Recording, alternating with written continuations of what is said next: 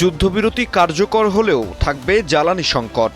এজন্য মধ্যপ্রাচ্য সংঘাতের ফলে বিশ্বজুড়ে সৃষ্ট জ্বালানি সংকট মোকাবেলায় ভারত মহাসাগরের দেশগুলোকে ঐক্যবদ্ধ হতে হবে, এমন মন্তব্যই করেছেন পররাষ্ট্রমন্ত্রী ডক্টর খলিলুর রহমান।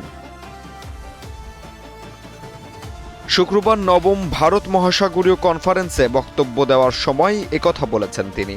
পররাষ্ট্রমন্ত্রী বলেন, ভারত মহাসাগরীয় অঞ্চল এক উত্তাল সময়ের মধ্য দিয়ে যাচ্ছে, যেখানে জ্বালানি সংকট দেশগুলোর অর্থনীতি ও সমাজকে হুমকির মুখে ফেলছে।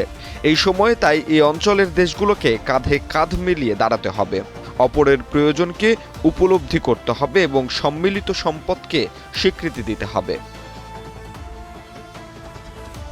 এ সময় আন্তঃসীমান্ত সহযোগিতা ও সমন্বয়ের ওপর গুরুত্ব আরোপ করে দীর্ঘদিন ধরে চলে আসা আন্তঃসীমান্ত সহযোগিতা ও সমন্বয়মূলক পদক্ষেপগুলো পুনর্বিবেচনার আহ্বানও জানান পররাষ্ট্রমন্ত্রী ডক্টর খলিলুর রহমান।